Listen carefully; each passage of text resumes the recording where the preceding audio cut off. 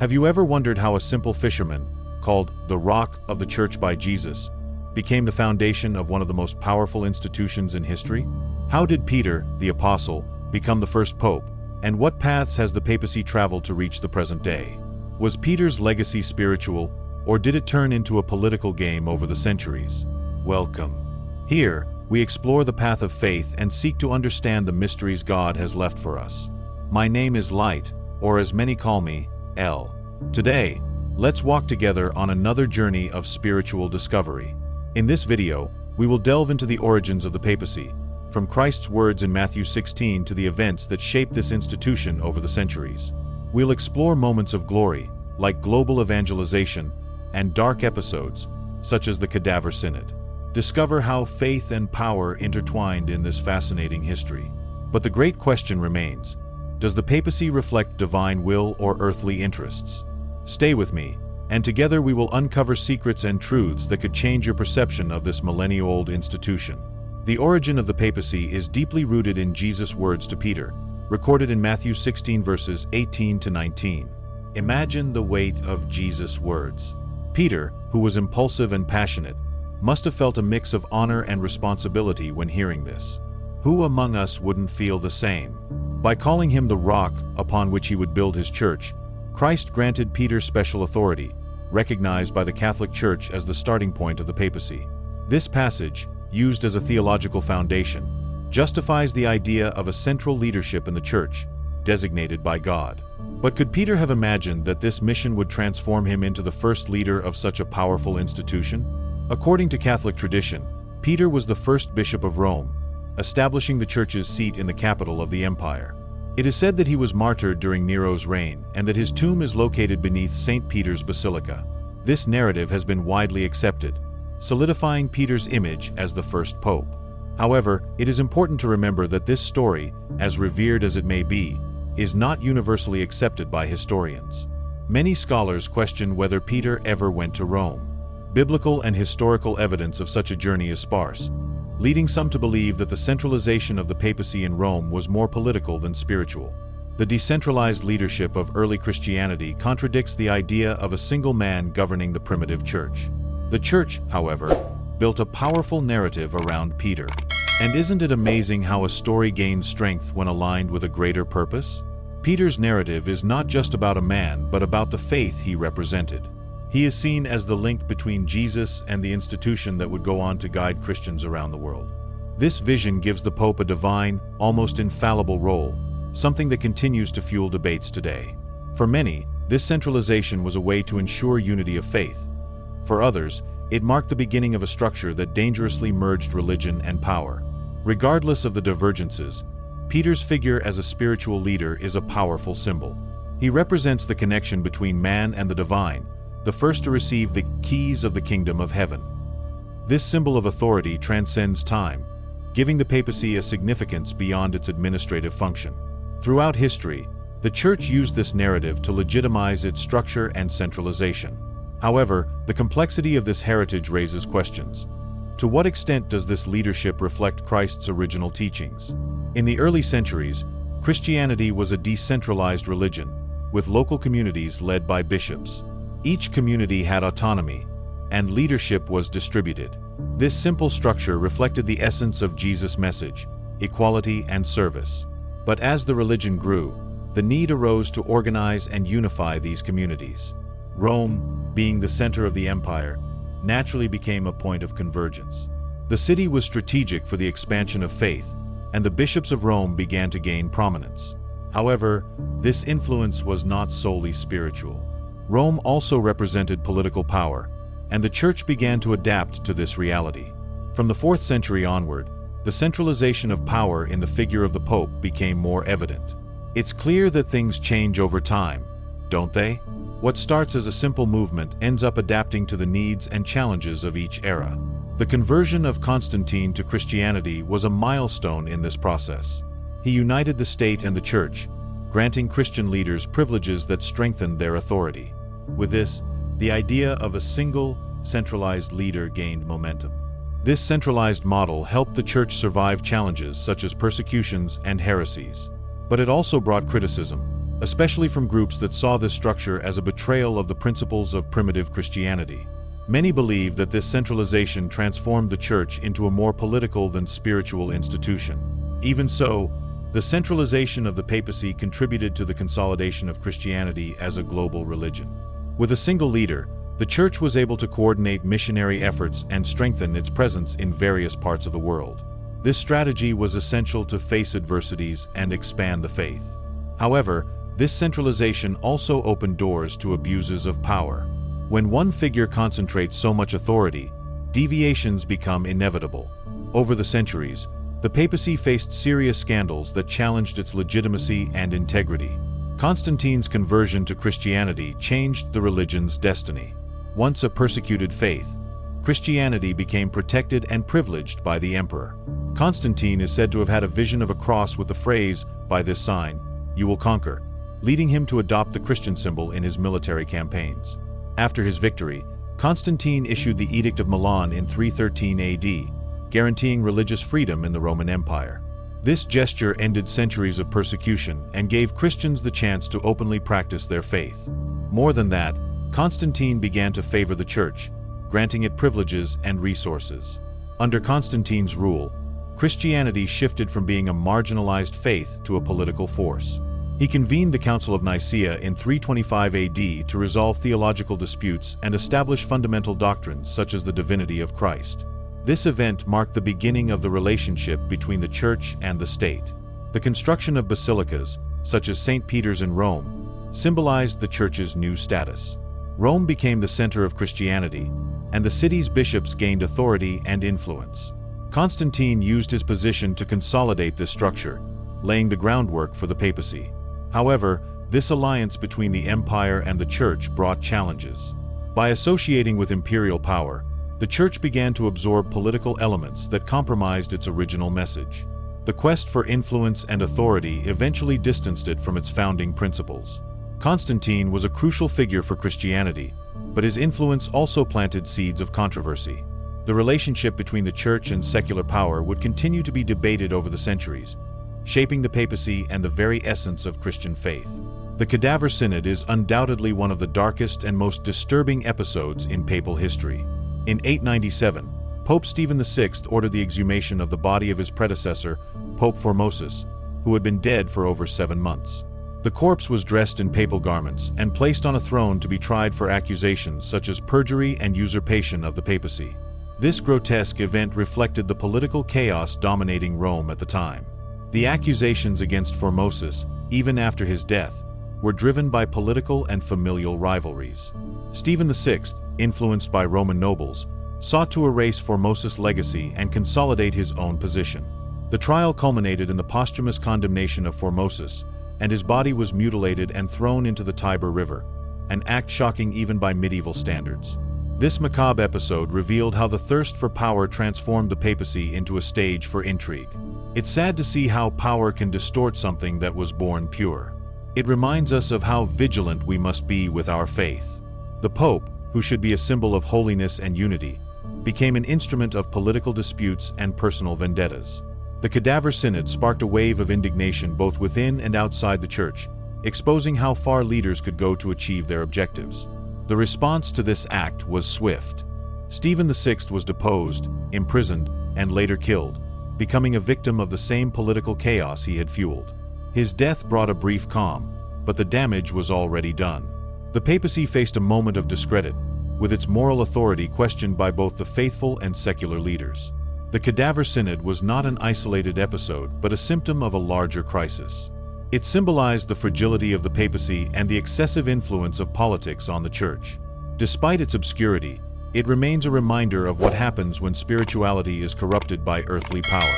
From this point on, the church sought to recover its legitimacy, but the challenges would only grow larger. The memory of the Cadaver Synod would echo as a warning of the dangers of straying from Christian principles. John XII was one of the youngest popes in history, ascending to the throne of St. Peter at the age of 18 in 955. His youth, which could have been a promise of renewal, turned out to be a source of scandal. John is remembered not only for his inexperience but for morally questionable behavior that tarnished the image of the papacy. Historical accounts suggest that John XII turned the apostolic palace into a scene of parties and orgies. He allegedly led a life of excess, appointed lovers as cardinals, and even committed incest. These accusations, as shocking as they are, reflect the state of moral and political decay that the papacy faced at the time. In addition to his unruly personal life, John XII was an inept leader in political and spiritual matters. He became embroiled in disputes with local rulers, causing instability in both the church and the state. His attempts to manipulate political alliances further weakened the papacy's position in relation to other authorities. John XII's behavior attracted fierce criticism from his contemporaries, both within and outside the church. Many saw him as a symbol of corruption and a betrayal of Christian values. Some even accused him of being the Antichrist. Such was the indignation toward his conduct. His premature death at age 27 marked the end of one of the most scandalous periods in papal history. He is said to have died under suspicious circumstances, possibly assassinated or as a result of his dissolute life. His trajectory is an example of what happens when unprepared leaders take on positions of great responsibility. After his death, the Church faced the challenge of rebuilding its image and restoring the trust of the faithful. But the marks left by John XII's papacy would continue to haunt the institution for many years. Boniface VIII, Pope from 1294 to 1303, is remembered as a controversial figure who sought to assert papal supremacy during a period of growing tensions between the Church and the state. His leadership was marked by intense political disputes, especially with King Philip IV of France, known as Philip the Fair. The main source of conflict was Boniface's attempt to reaffirm papal control over temporal matters. He issued the bull Unam Sanctum, which declared that all kings and rulers were subject to the Pope's authority in both spiritual and political matters. This declaration further inflamed tensions, putting the Church on a collision course with secular powers. Philip IV resisted Boniface's demands and responded with aggressive actions. He sent emissaries to arrest the Pope, leading to the so-called Outrage of Anagni in 1303. Boniface was captured and humiliated, and although freed shortly afterward, his health and authority were deeply shaken. He died soon after, ending one of the most tumultuous papacies in history. In addition to the conflict with Philip IV, Boniface VIII faced internal criticism. He was accused of nepotism, simony, and heresy, and many of his contemporaries saw him as a leader more concerned with power than spirituality. His arrogant demeanor and political ambitions undermined confidence in the Church. Boniface VIII's death marked a turning point for the papacy. His leadership had exposed the institution's weaknesses and the growing resistance of states to Church interference. The conflict with Philip IV foreshadowed significant changes that would shape the relationship between religion and politics in the centuries to come.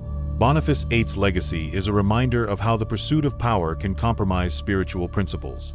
His trajectory serves as a warning against the dangers of unbalanced mixing of politics and religion. The Protestant Reformation, initiated in 1517 by Martin Luther, challenged papal authority as never before. Reforms are tough, aren't they? Sometimes they're painful, but they bring to light what needs to be adjusted. Luther's movement did just that. It held up a mirror to the Church.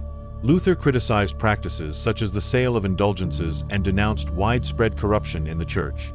The questioning of the centralization of power in the Pope gained momentum, particularly with the proposal that salvation depended on faith and not human intermediation. These arguments resonated with other figures such as Calvin and Zwingli, sparking an irreversible rupture in Christendom. The Catholic Church, caught off guard by the magnitude of the movement, responded belatedly. The Council of Trent, convened between 1545 and 1563, introduced significant reforms, such as prohibiting abusive indulgences and enforcing greater discipline among clergy. However, the damage was already done. European Christendom divided, and the Pope's authority was weakened in many regions, especially in Germany and Scandinavia. The loss of territories also meant a loss of political and financial influence. States that adopted Protestantism began governing their own churches, breaking away from the tradition of Vatican submission. This also gave rise to new models of relationship between religion and government, reducing papal control over civil affairs. Despite this, the Church managed to reorganize in some areas. The Counter-Reformation, led by the Jesuits, helped restore Catholic faith in strategic regions like Latin America. Jesuit missionaries worked to expand Catholic influence and counter Protestant advances. This was an effort to mitigate the devastating impacts of the Reformation. The Reformation marked the beginning of a new era for Christianity. It showed that papal authority was no longer unquestionable and that the faithful were willing to seek alternatives when they felt Jesus' values were being betrayed. This crisis taught the Catholic Church the need for constant renewal. The Reformation's legacy remains evident. It paved the way for greater religious diversity and reminded the Church that its strength lies not just in its power structure but in its ability to inspire and spiritually guide its followers. John Paul II took the papacy in 1978 and quickly became an iconic figure.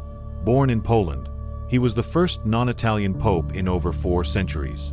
His charisma, energy, and ability to connect with different cultures made him a globally admired leader. He was known as the Pop Pope for his accessible and modern approach to Catholic faith. During his pontificate, John Paul II made over 100 international trips, visiting Catholic communities in places previously overlooked by the Church. He strengthened the Vatican's relationship with faithful in regions such as Latin America, Africa, and Asia. This personal connection with the people made him a symbol of hope, especially for those living under oppression and poverty. One of his greatest contributions was his political role. John Paul II played a crucial part in the fall of communism in Eastern Europe, particularly in his native Poland. His support for the Solidarity movement was decisive in ending Soviet rule, making him an influential figure not only in religious but also in political spheres. Despite his popularity, John Paul II's papacy faced challenges. During his leadership, scandals of sexual abuse committed by clergy members came to light, and many accused him of not acting firmly to punish the guilty. This tarnished his image and sparked debates about the Pope's responsibility to protect the most vulnerable. Furthermore, John Paul II was a figure who divided opinions on theological grounds. While many saw him as a defender of Catholic tradition, others criticized his conservative stance on issues such as contraception, abortion, and the role of women in the Church. Even so, he managed to maintain the Church's unity during times of cultural and social challenges. His legacy is widely recognized.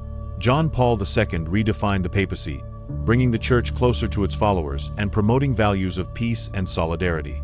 His canonization reflected the lasting impact he had on both the Church and the world. When Benedict XVI was elected Pope in 2005, the world anticipated a pontificate marked by intellect and tradition. Known for his theological brilliance, Joseph Ratzinger was a staunch defender of Catholic doctrine. However, his leadership faced storms, with scandals that tested the faithful's trust in the Church. The greatest challenge of his papacy was addressing cases of sexual abuse within the clergy.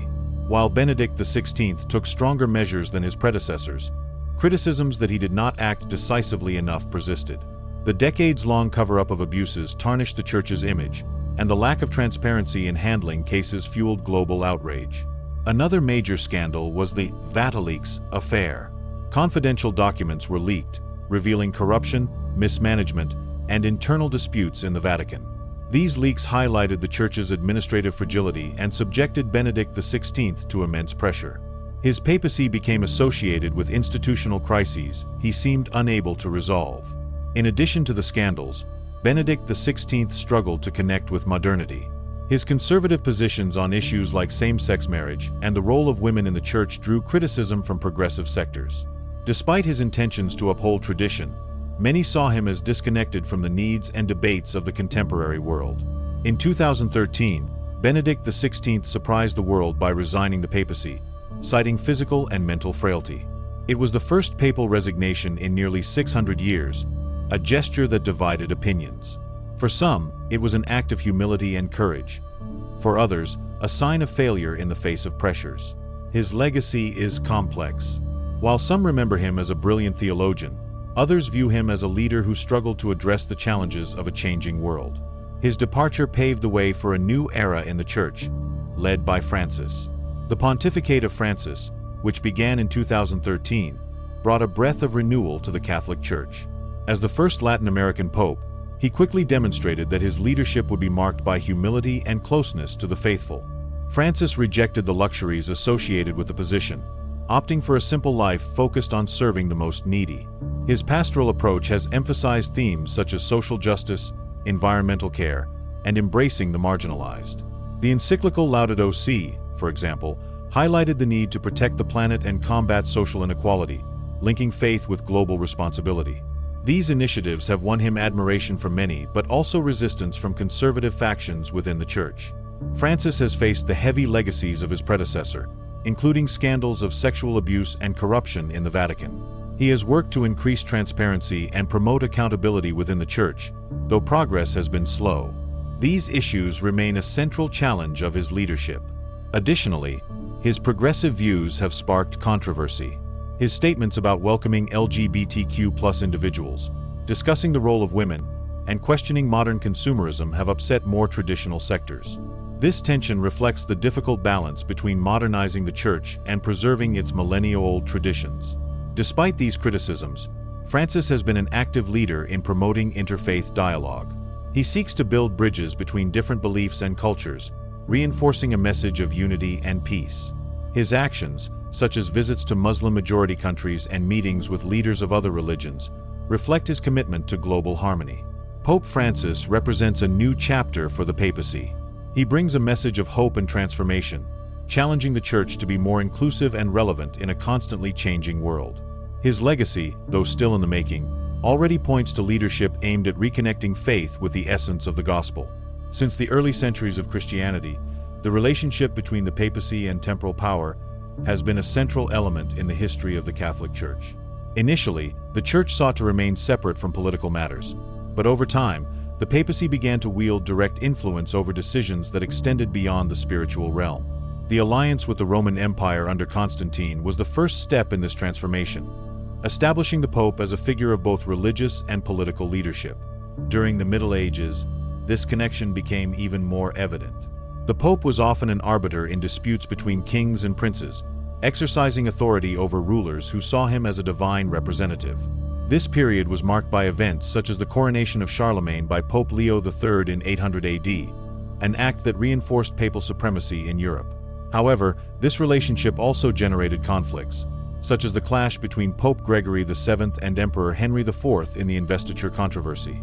From the Renaissance onward, the temporal influence of the papacy began to be contested. The separation between church and state became a central theme in Europe, especially after the Protestant Reformation. National governments started questioning the legitimacy of papal control over secular matters, reducing the Church's political reach. Even so, the Vatican continued to exert indirect power through strategic alliances and its ability to shape public opinion. In the 19th and 20th centuries, the papacy faced new challenges in its relationship with temporal power. The loss of the Papal States in 1870, with Italy's unification, forced the Church to redefine its political role. The Lateran Treaty, signed in 1929 between Pope Pius XI and Benito Mussolini, created Vatican City as an independent state, preserving papal autonomy but limiting its territorial influence. Today, the relationship between the papacy and temporal power is more subtle but still significant. The Pope acts as a moral voice on the global stage, influencing debates on social justice, climate change, and human rights. For example, Pope Francis has used his position to pressure world leaders to take action on issues like the environmental crisis and refugee reception. Seeing Pope Francis take a stand on such current topics shows that faith isn't just about the past, but also about acting in the present to build a better future. Although the papacy has lost much of its direct temporal power, its spiritual influence continues to shape the world. The Pope remains a symbol of moral authority and, in critical moments, can play a crucial role in mediating conflicts and promoting peace. This duality between spirituality and political power remains one of the most fascinating aspects of the Catholic Church's history. One of the most remarkable aspects of the papacy throughout history is its leadership in global evangelization efforts. Since the early centuries of Christianity, the Catholic Church has sought to bring Christ's message to all corners of the world. Under the guidance of the popes, missions were organized to preach the gospel, convert populations, and consolidate Catholic faith in distant territories. In the Middle Ages, evangelization gained strength with religious orders such as the Franciscans and Dominicans, who dedicated themselves to preaching to marginalized communities and in unknown regions. In the 15th and 16th centuries, during the Age of Exploration, the papacy played a fundamental role in supporting missionary expansion in continents like the Americas, Africa, and Asia. Popes such as Alexander VI authorized Christian European kingdoms to evangelize newly discovered peoples, often aligning the spiritual goal with political and economic interests. Despite its intentions, these missionary efforts were not always carried out fairly or peacefully. Evangelization was often accompanied by cultural imposition and even violence. Indigenous peoples were forced to abandon their beliefs and traditions to adopt Christianity. Although the Church produced dedicated missionaries like Saint Francis Xavier and Bartolomé de las Casas, who defended the rights of native peoples, the relationship between evangelization and colonization remains a controversial topic in the papacy's history. In later centuries, the papacy continued to support evangelization through initiatives such as the creation of the Congregation for the Propagation of the Faith in 1622. This body centralized missionary efforts and ensured the Church remained active in regions where Christianity was still new. Even during challenging times, such as religious persecution in China or the decline of Catholicism in Europe, the papacy maintained its commitment to spreading the faith. In the contemporary world, evangelization has taken on new forms. Modern popes like John Paul II and Francis have used technological advances and media to reach people worldwide. Events like World Youth Day and accessible encyclicals reinforce the papacy's role as a spiritual leader in a globalized era. Global evangelization led by the papacy reflects the Church's commitment to spreading Jesus' teachings, even amid criticism and challenges. More than a mission of conversion, today it seeks to be a call to dialogue, peace, and unity among different cultures and religions. The history of the papacy is a journey of faith, power, and redemption. From Christ's words to Peter to contemporary challenges, the papacy has been a symbol of spiritual leadership and a reflection of human complexities. It has united millions of faithful but also faced moments of corruption and deviation from its original mission. Use the comments to debate your thoughts, and don't forget to like and subscribe to help spread the truth. And remember, the search for spiritual truth is endless, and we continue to walk this path together. See you next time. If you've made it this far, it's because something in this message touched your soul. But there's still more to uncover. Click on the next videos to continue this spiritual journey.